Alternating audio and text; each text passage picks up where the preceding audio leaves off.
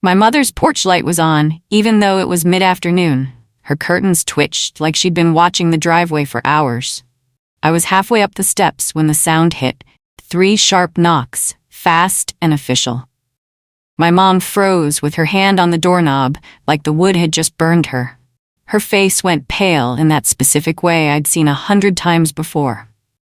The way it looked when the school called about Evan, when the neighbor complained about Evan, when anyone dared suggest her baby boy had done something wrong. I stopped on the 3rd step, my work bag still over my shoulder. Through the decorative glass panel in the door, I could see 2 dark shapes. Uniforms, badges catching the afternoon light. My stomach dropped. Not again. Please, not again. But I already knew. The porch light in daylight. The twitching curtains. My mother's frozen stance. This wasn't a surprise visit. She'd been waiting for this. One voice cut through the door, clear and firm. "Ma'am, open up. Police." My mother opened the door slowly, her hand shaking on the knob. 2 officers stood close enough that their badges reflected the porch light. One was holding a small notebook, pen already in hand. The other was watching my mother's face like he already knew the ending to this story. My mom forced a smile that didn't reach her eyes. It was the same smile she'd used at parent-teacher conferences, at court-ordered counseling sessions, at every intervention that had ever tried to hold Evan accountable. "There must be a mistake," she said, her voice bright and hollow.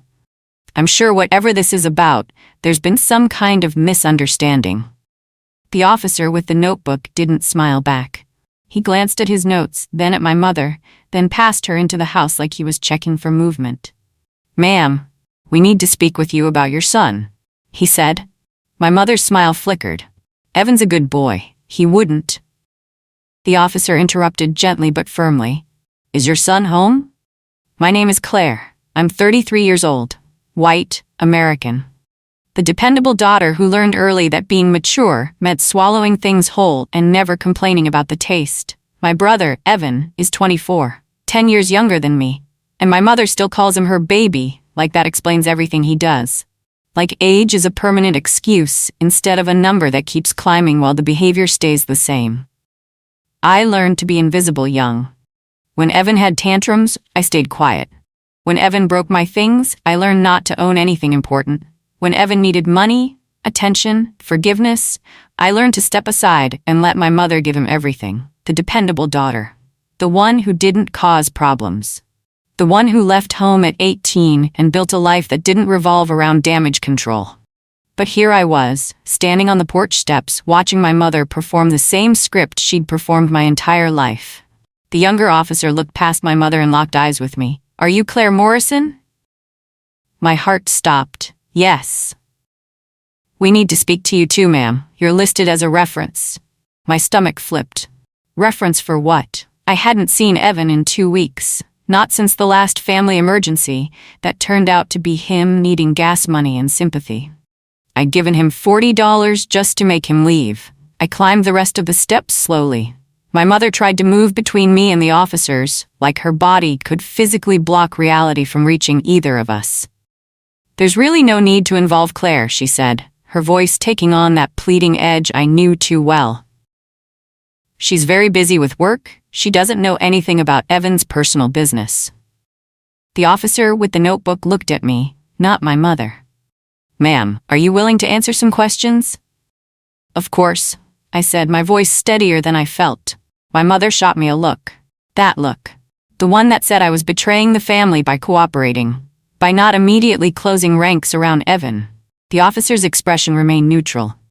"There's an investigation involving stolen property and identity misuse. Your name has come up in our inquiry." My mother's voice came out automatic, soft, defensive, practiced like a prayer she'd said 1,000 times. "He's just a child," she said, like it was a legal argument that held weight in court. Like Evan hadn't been an adult for 6 years. Like 24 was somehow still young enough to excuse theft.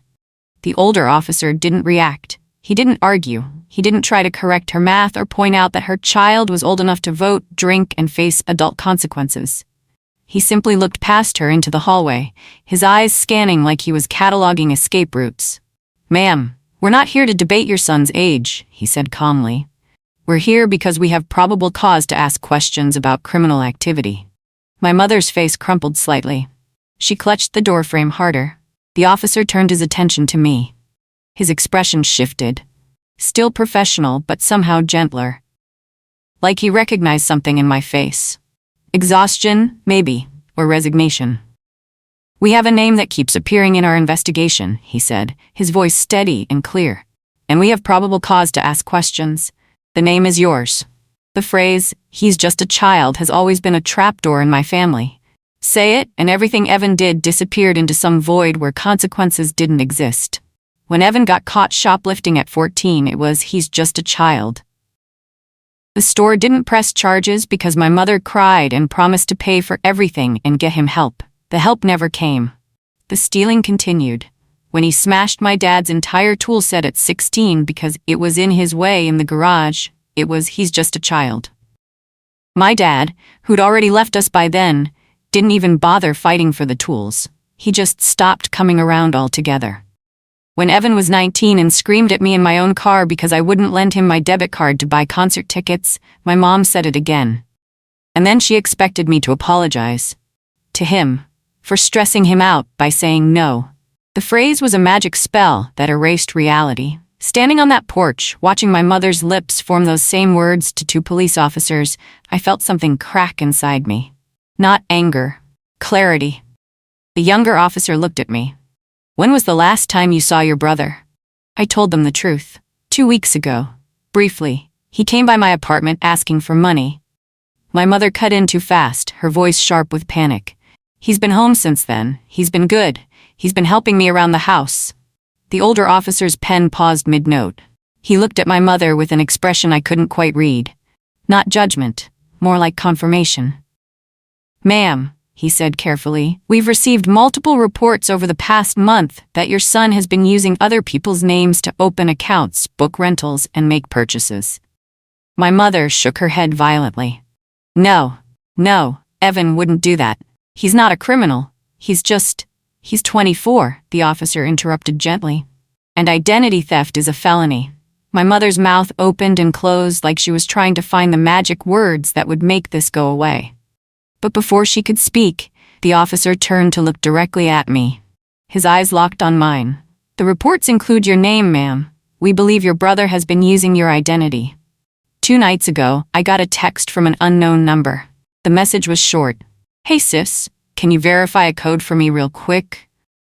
I'd stared at it for 10 seconds, annoyed but not surprised. Evan used to do that.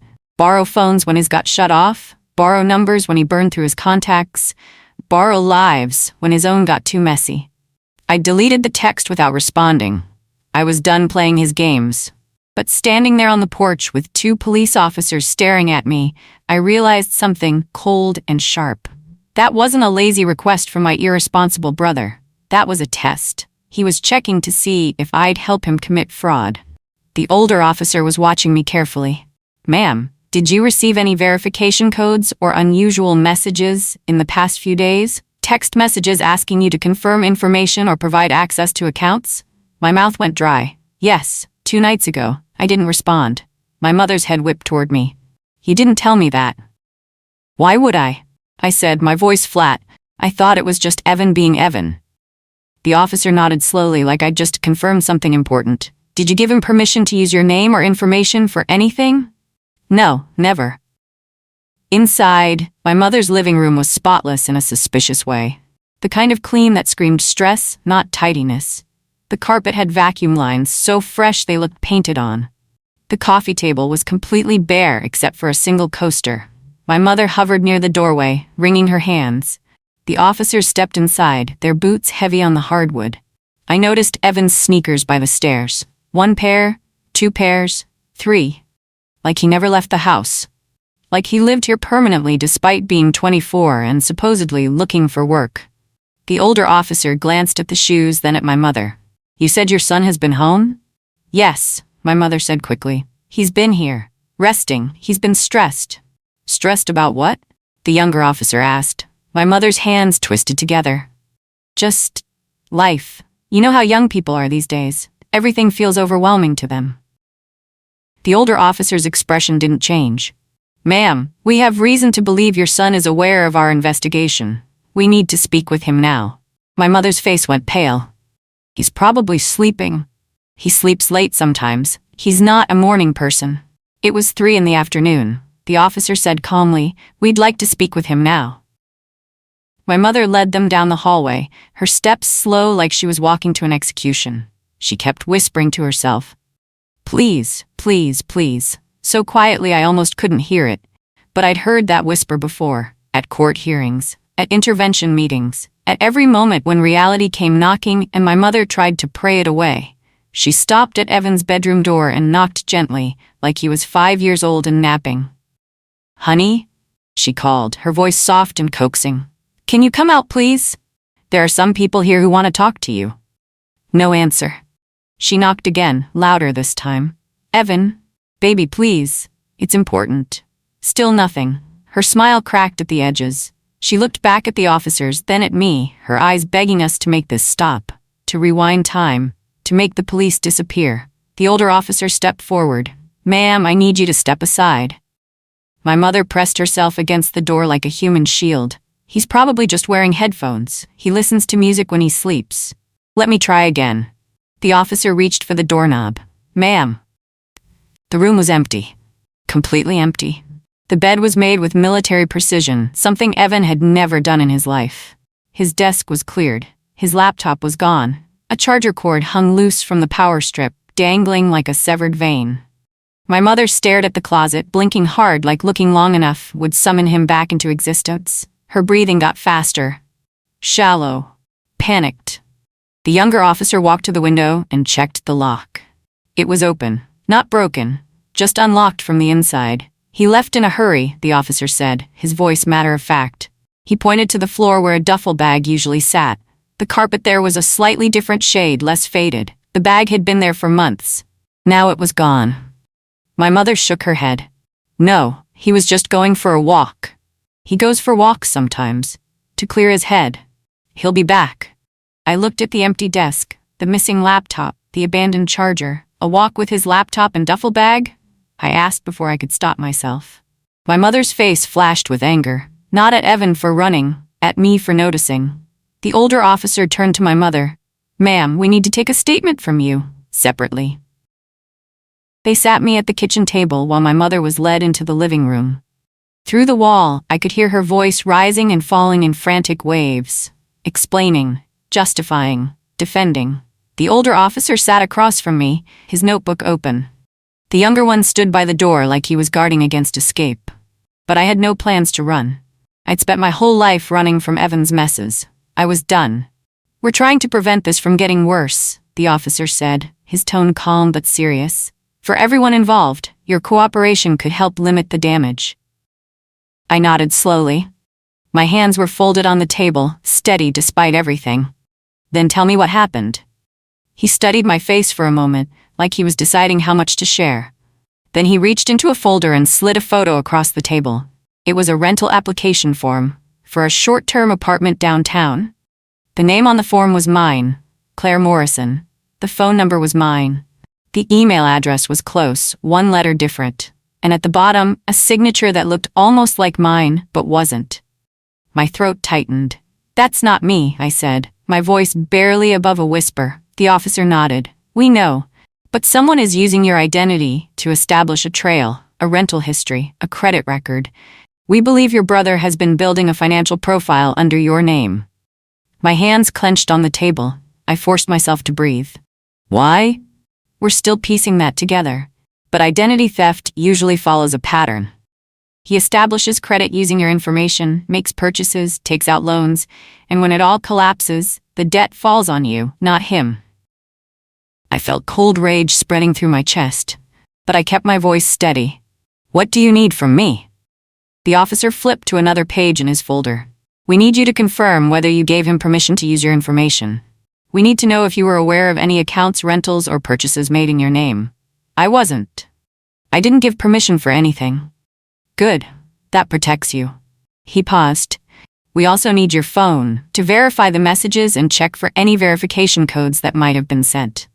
I pulled my phone from my pocket and unlocked it without hesitation. "There's more, isn't there?" I asked quietly. The officer met my eyes. His expression was grim. Yes, there's more. He turned the page, and I saw it. A bank verification printout. An account opened 3 weeks ago under my name at a bank I'd never used. The phone number listed was close to mine, 1 digit different. Just different enough to avoid immediate detection. It was Evan's pattern. Close enough to be believable, wrong enough to deny if caught. I stared at the paper, my pulse pounding in my ears. I didn't open that account. We know, the officer said. But someone did. And they used enough of your real information that the bank approved it. They used your social security number, your birth date, your mother's maiden name. My stomach turned. How did he get my social security number? The officer's expression softened slightly. Your family. He probably had access to documents in your mother's house, old tax returns, medical records. It's not hard when you live together. I hadn't lived with my mother in 15 years, but Evan had, and my mother kept everything in filing cabinets in the basement. Every document, every record, everything someone would need to steal an identity. What do you need from me? I asked again, my voice stronger now. The officer slid a form across the table. We need you to confirm whether you gave him permission to use your information. We also need your phone to verify the messages. I opened my messages and scrolled to the unknown number from 2 nights ago. The text was still there. Hey sis, can you verify a code for me real quick? I showed it to the officer. I didn't respond, I said. I didn't approve anything. I deleted it. The younger officer, who'd been silent until now, exhaled like that mattered more than he'd expected. That's good. That helps establish you didn't consent. The older officer took photos of my phone screen, documenting the message, the timestamp, the lack of response. Then he looked at me seriously. This may protect you legally. Your refusal to engage, your lack of response. It all shows you weren't a willing participant. He paused. But it puts your brother in a corner. If we confirm he attempted fraud and you refuse to help, he has no defense left. I thought about that. About Evan backed into a corner. About what he'd do when he realized I wasn't going to save him. I understand, I said. The officer closed his notebook. We'll need you to file a formal report. You'll need to freeze your credit and monitor your accounts. This is going to be a process. I nodded. I'll do whatever you need. Through the wall, I could hear my mother crying, not quiet tears, loud, gasping sobs, the kind that demanded attention and sympathy. When the officers left, my mother didn't sit. She paced the living room, her hands shaking, her face blotchy from crying. She looked at me like I was a stranger, like I'd done something unforgivable. Why are you cooperating with them? She snapped, her voice sharp and accusing. You're his sister. You're supposed to protect him. He used my name, Mom. He stole my identity. He's scared, she insisted, like fear was an excuse. Like being afraid justified fraud. He should be scared, I said, my voice flat. What he did is a crime. Her face contorted with anger and desperation. She stepped closer, her voice rising. He made a mistake. People make mistakes. You've made mistakes. I've never stolen someone's identity. You don't understand what he's going through, she said, her voice breaking. He's under so much pressure. He's just trying to survive. I looked at her, really looked at her, and saw someone who would never stop making excuses, who would defend Evan until the world burned down around them both. He's just a child, she said again, louder this time, desperate now, not confident. Like saying it enough times would make it true. My phone buzzed in my pocket. I pulled it out. Unknown number. But I knew who it was. Evan was calling. I answered on speaker. His voice came through calm and casual, like we were just catching up after a busy week. Hey, Claire, he said, like nothing was wrong, like police hadn't just searched his room, like he hadn't stolen my identity. My mother lunged for the phone, but I held it away from her, my arm extended. Did you use my name? I asked, my voice cold and clear. He laughed softly. That laugh. The one that always made my skin crawl. The one that said he thought he was smarter than everyone else. It's not like that, he said. You're making it sound worse than it is. Then explain it. Look, I needed a little help getting started. You weren't using your credit anyway, I figured. You figured you'd commit fraud. He sighed like I was exhausting him, like I was the unreasonable one. Don't be dramatic. It's not fraud if we're family. My mother was crying again, reaching for the phone. I stepped away from her. Evan, I said carefully, the police were just here. Silence. Then his voice came back, harder now, colder. Tell them you made a mistake. Tell them you gave me permission, or Mom loses her house. My mother's face drained white. She grabbed my arm, her fingers digging in. What house? I demanded, my heart pounding. What is he talking about? Evan sighed like I was being deliberately difficult. The loan, he said, his voice dripping with condescension. The one she co-signed for me. The one you don't know about because you're never around. My mother whispered, Evan, please. He cut her off. You're welcome, Mom. I'm trying to protect you.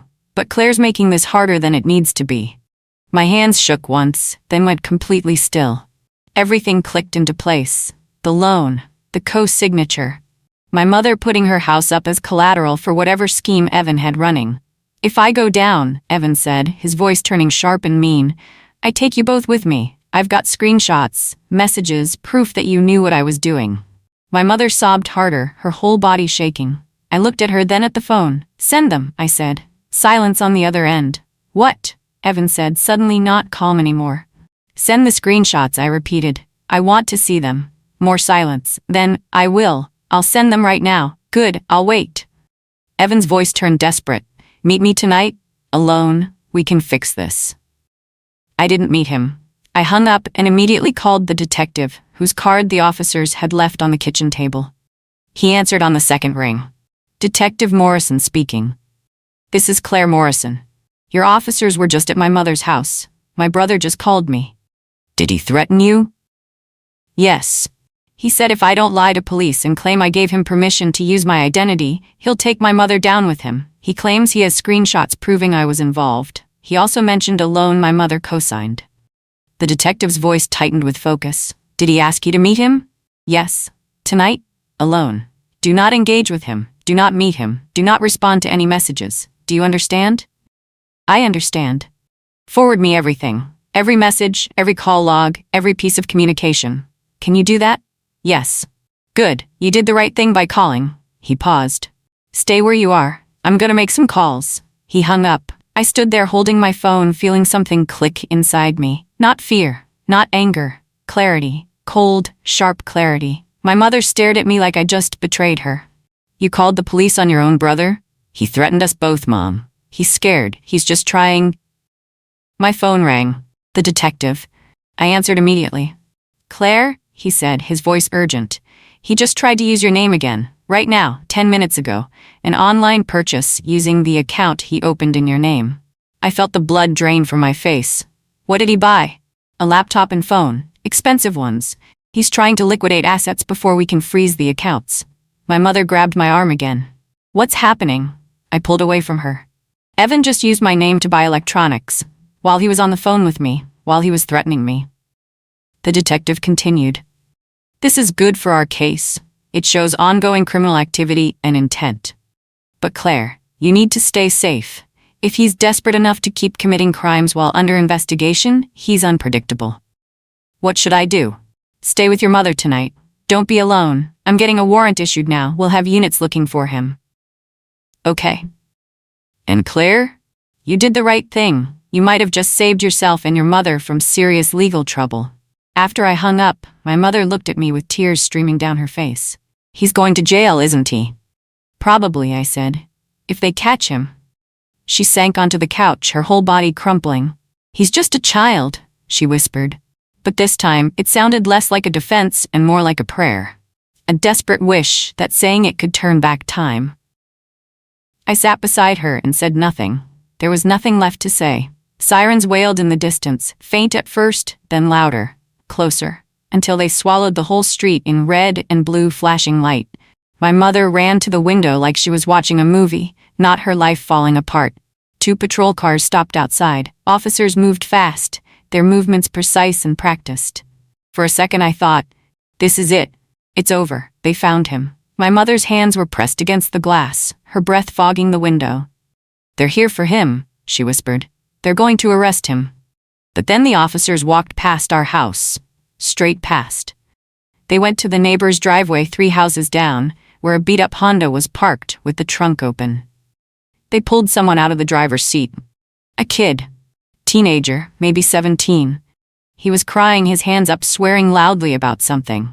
And in his hands, he was holding Evan's duffel bag, the same black Nike bag that had been sitting in Evan's room for months.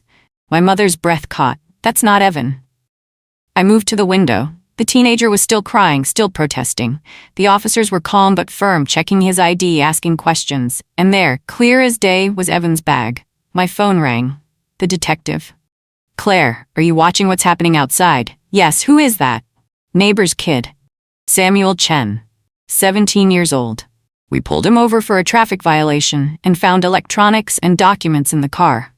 Your brother's duffel bag was in the trunk. I felt sick. Evan used a kid? Looks like it. The kid is claiming he was paid $50 to hold on to the bag and deliver it somewhere later. Says he didn't know what was inside. My mother was still at the window, watching Samuel Chen cry and beg the officers not to arrest him. Her face was pale, her mouth open in horror. The detective continued, We found evidence your brother has been recruiting people to move items and devices for him. This kid isn't the only one. There are at least 2 others, a coworker from a job Evan had last year and someone he met online. He used multiple people? Yes, he's been building a network, moving stolen goods, hiding assets. This is more organized than we initially thought. My mother turned from the window, her voice barely a whisper. He wouldn't do that. He wouldn't use a child. I looked at her. He did, Mom. He absolutely did. The detective's voice came through the phone, quieter now. Claire, there's something else. Your mother signed paperwork tied to some of this. She may be implicated. My mother's knees buckled. She grabbed the back of the couch to steady herself. What paperwork? I put the phone on speaker so she could hear. The detective's voice was firm but not unkind. Mrs. Morrison, we found documents showing you co-signed a loan for your son 3 months ago.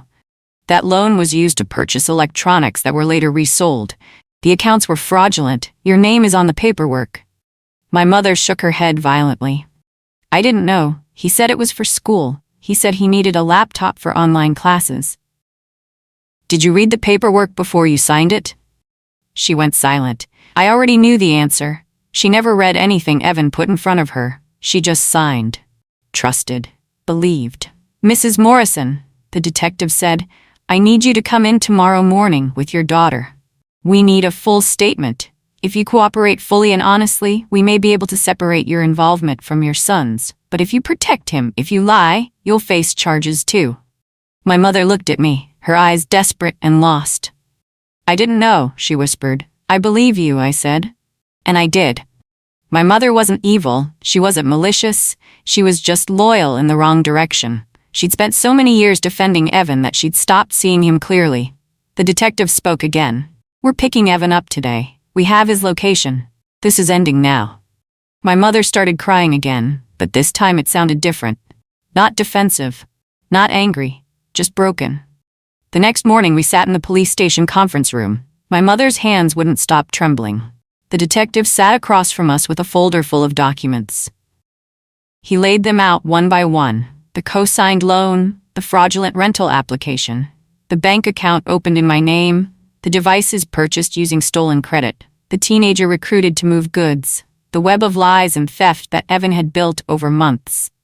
My mother tried to speak twice but couldn't get words out. Her face was pale, her eyes red from crying all night.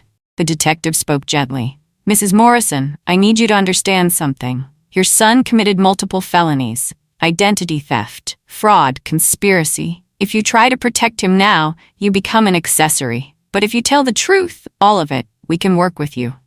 My mother finally found her voice. I didn't know what he was doing. I thought I was helping him go back to school. Did you read the loan paperwork? No, she whispered. He said it was just standard school loan stuff. I trusted him. The detective made notes. What about the house? Did you know he was planning to use your house as collateral for additional loans? Her head snapped up. What? We found applications he started but didn't complete. He was going to take out a second mortgage on your house without your knowledge. My mother looked like she might be sick. She turned to me, tears streaming down her face. I didn't know. I swear I didn't know. I believe you, Mom, I said, and I meant it. The detective leaned forward. Your cooperation protects you. your documentation, he gestured at me, and your early refusal to engage protects you too. If you both tell the complete truth, right now we can likely keep you out of criminal charges. But I need everything, every conversation, every document, every time he asked you to sign something. My mother took a shaky breath. I'll tell everything, she said, her voice breaking. The detective nodded. Good, because we're picking Evan up today. We have a warrant. Evan was arrested that afternoon, not with a dramatic tackle or a chase, just the quiet finality of consequences. Officers found him at a friend's apartment downtown. He didn't resist, didn't run, just got in the patrol car with his head down. My mother watched from her porch, sobbing like she was grieving someone who died. In a way, she was. The version of Evan she'd protected all these years, the eternal child who just needed one more chance, was gone. What was left was a 24-year-old man who'd committed felonies and destroyed the people who loved him most. That evening, she called me. Her voice was small and defeated. I chose wrong, didn't I? I didn't gloat, didn't spit venom, didn't say all the things I could have said. Instead, I said what I'd needed to say for years. I'm done carrying what he breaks, Mom. She cried quietly on the other end of the line. I understand. My name was cleared completely within a week. The investigation file even noted my early refusal to engage, the ignored verification code, the immediate cooperation, the documentation I provided. I was listed as a victim, not a suspect. My mother avoided criminal charges by fully cooperating. She entered financial counseling and set up a restitution plan to pay back the fraudulent loan. Real consequences, real repair. For the first time, she was facing reality instead of hiding from it. 3 weeks later, I was at my apartment when my mother tried to say it again. We were on the phone and she started, "He's just a," then stopped mid-sentence. Like she'd tasted poison. "He's an adult," she finished quietly. "And he made his choices." I exhaled. Yeah, he did. A week after that, my doorbell rang. 2 soft chimes. I checked the camera. It was my mother, alone, holding a small box. She looked up at the camera and said, "I brought your birth certificate, your social security card, your records, everything he could have used to reach you. I want you to have them to keep safe." I opened the door. For the first time in my life, I wasn't stepping back, wasn't making room for Evan's chaos, wasn't swallowing things whole and pretending they didn't hurt. I took the box. "Thank you," I said. My mother nodded, tears in her eyes. "I'm sorry I didn't protect you. I was so busy protecting him that I forgot you needed me too." I didn't say it was okay, because it wasn't, but I said, "I appreciate you saying that." She left quietly, and I stood in my doorway holding the box, feeling something I hadn't felt in years. Freedom. Not revenge, not bitterness,